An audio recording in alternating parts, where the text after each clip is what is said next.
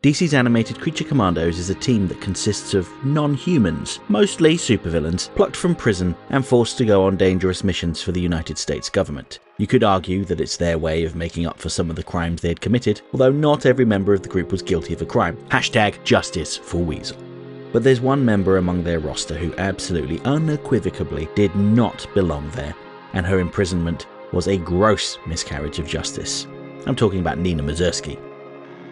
It's ironic that she resembles Universal's creature from the Black Lagoon because she was so completely out of her depth on these special missions that she ultimately lost her life. Before getting to the events of the show, I like to provide a little context by talking about the comic book original version of the character. Nina Mazursky was first introduced during the Flashpoint crossover in 2011, where the Flash accidentally changed the universe, creating a nightmare timeline after he went back in time to save his mother from being murdered when he was a boy. Separate from the Flash's hijinks, DC released a miniseries called Frankenstein and the Creatures of the Unknown, which introduced Nina. In this alternate timeline, Nina is the daughter of Dr. Edward Mazursky, who was responsible for maintaining the Creature Commandos, a group of horror-themed soldiers that operated during World War II. Mazursky's daughter was part of the group, and the Doctor noted that he had turned her into this amphibious life form to save her life from a mystery illness. However, towards the series' end, it was revealed that Nina had always been that way and the Doctor had stolen her from her people and tried to pass her off as his own daughter that he had experimented on. As you do. When the Flashpoint event concluded and DC's continuity was reset, Nina appeared in a new series, Frankenstein, Agent of Shade, working as Shade's lead scientist and creator of the Creature Commandos. SHADE stands for Superhuman Advanced Defense Executive, by the way, and they are a covert organisation specialising in superhuman research and containment. Frankenstein's monster, named Frank, was recruited to help the Creature Commandos defeat some hideous beasts, and Nina revealed that she had willingly transformed herself from a normal human to the being she now was. While she had been a dedicated scientist, her ambitions went into overdrive following the death of her child. When her husband left her, she devoted her life to her work at SHADE, where she created the first Creature Commandos, whose lack of humanity led to them being imprisoned. While the first attempt was considered a failure, she was ordered to try again, but using human test subjects. Feeling distraught and with nothing else in her life, she decided that she would not inflict a treatment on any other being without first trying it on herself. And that's how she became a humanoid amphibian. While she retained her intelligence and scientific mind, she was forever changed, both physically and emotionally, by her own work. Despite her monstrous form, Nina served as a voice of reason on the team, often acting as a moral compass amid the chaos. She exhibited empathy for her fellow creatures, while remaining committed to the missions assigned by SHADE. Her character reflected a recurring theme in monster fiction, the struggle between humanity and inhumanity, both in appearance and in spirit. Eventually, she was altered to be able to breathe on land without her suit, and started a romance with Frank. She hasn't played a major role outside of the Frankenstein series, which only ran for 16 issues. But given her connection to the modern iteration of the Creature Commandos, it's unsurprising to see her in the show. What was surprising, however, is how James Gunn adapted her. Gunn took her two existing origins and essentially mashed them together, mixing up elements from each version to create something new. Nina Mazursky was born to parents Edward and Lila Mazursky. Edward was a highly skilled geneticist, which is very fortunate because Nina was born with a defect that left her lungs on the outside of her body, unable to breathe without the aid of machinery. She was completely incapable of leading a normal life, but Edward refused to give up on her, and he constructed various intrusive apparatus to help keep her alive. But this was no kind of life for a child. Layla was less positive and eventually left because she couldn't stand to see her husband being so chipper when their daughter was suffering so much. She felt that it was cruel to extend Nina's suffering and that they should just let her go. This argument caused the two to separate. Over time, Nina struggled to live her life with the increasingly heavy life-saving appliances. This is when Edward put his daughter through an experimental process that he had developed, which had the side effect of turning her into an amphibious human. Now, Nina could breathe properly, but only when submerged in water. Edward created a suit that allowed her to walk around freely. However, he noted that in order to be a fully rounded person, she needed to be socialized with other children, so he enrolled Nina in a prestigious prep school. But she experienced terrible bullying based on her appearance. All she ever wanted was to make friends, but no one was interested. All they wanted to do was mock her and make her the butt of all jokes. Nina decided that she no longer wanted to be a part of a society that was so cruel, and so one night she ran away, and diving into a river to live away from humanity. She lived in peace for 3 years until a passerby was able to capture a blurry photograph of her and went to the press about the monster lurking near the city. Animal Control set a trap to capture her, thinking she was some mythical monster that was a danger to society. All she wanted was to be left in peace, but society wouldn't leave her alone. When her father arrived on the scene trying to tell the officials that they were making a mistake, he was shot dead and Nina was incarcerated. For what crime, though? There was none, other than being different. Despite her monstrous appearance, Nina is a kind-hearted and gentle soul.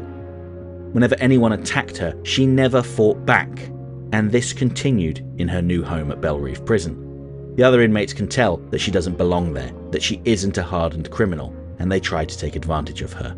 Note that when Congorilla tries to take her lunch, the bride intervenes and beats him senseless. Nina, meanwhile, watches on in shock. I have to wonder why she was selected to be part of the Creature Commandos, given how useless she is in a fight. Similarly, she can't really do anything in her containment suit because if the glass helmet shatters, that's it, she won't be able to breathe anymore, as we see when the sons of Themyscira ambush her and the bride at Victor Frankenstein's lab.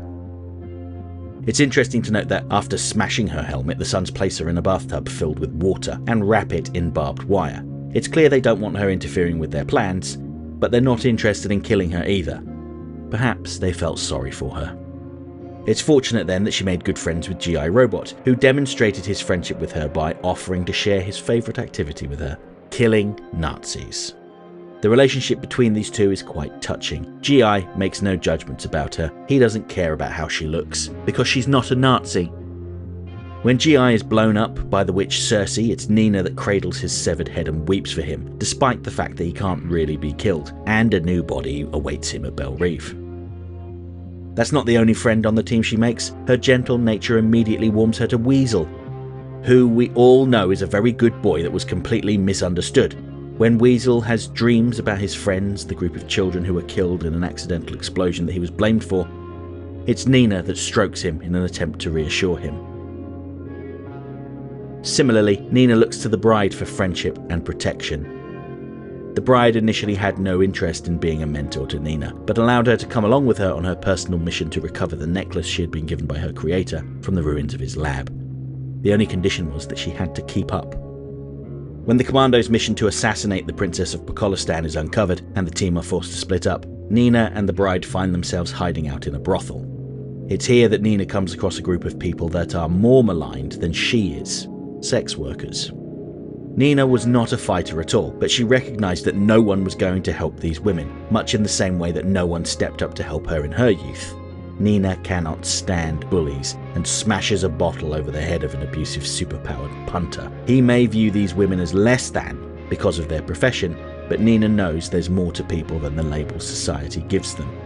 Everybody matters. While the bride had begrudgingly taken Nina under her wing for much of the early part of the mission, she was confident that Nina had what it took to be a part of the team. When they saw the opportunity to assassinate the princess while she was taking her morning swim, it made sense to send Nina armed with a knife. However, this decision ended up costing Nina her life. Yes, Weasel alerted the princess by becoming distressed at the thought of her death, but he didn't really understand why it needed to happen. All he could see was the similarities between the princess and a little girl that he had tried to save after the explosion. Note that Weasel famously cannot swim. It's how he air quote died in the Suicide Squad movie. And yet he runs into the water, desperately flailing around trying to warn the princess.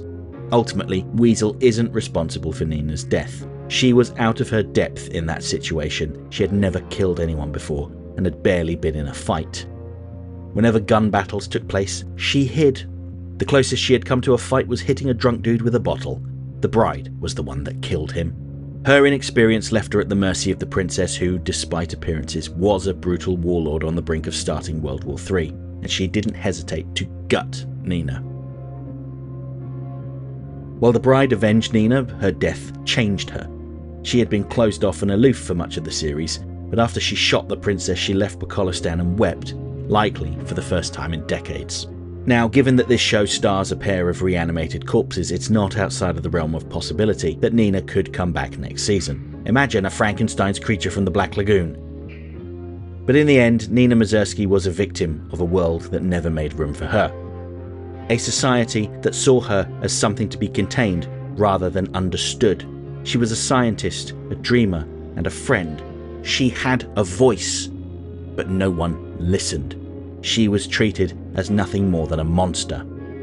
Her story is one of injustice, of loneliness, of quiet resilience in the face of cruelty. Perhaps the greatest tragedy of all is that despite her suffering, she never became what the world accused her of being, and her sacrifice played a vital role in averting World War III. Nina remained kind, empathetic, and hopeful to the very end. She was proof that true monstrosity is not found in appearance, but in the way we treat those who we view as less than.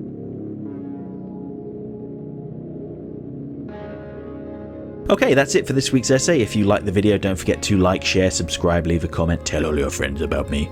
You know how YouTube works. If you really enjoyed the video and have the means, please consider making use of the thanks button to send a buck or two my way, because every little helps. I offer channel memberships for $1.99 a month. This will get you early access to my weekly video essay, priority responses to your comments, members-only videos, custom emojis, and an icon on your profile indicating that you're one of my people. And special thanks to my channel members. Everyone who was a member at the time of this video's creation is listed on the screen right now. If you want to see your name amongst all these wonderful people, join the channel now. Next time, I'll be back on Friday to talk about the winner of my most recent Batman Beyond villain poll, Starro, and how he unexpectedly introduced the DC animated universe to the Justice League. Then on Monday, I'll be talking about an obscure character from Beware the Batman, who I always thought was an original creation, but no, he's just a radical reimagining of an obscure Batman villain. It's time to talk about Cypher. Hope to see you then.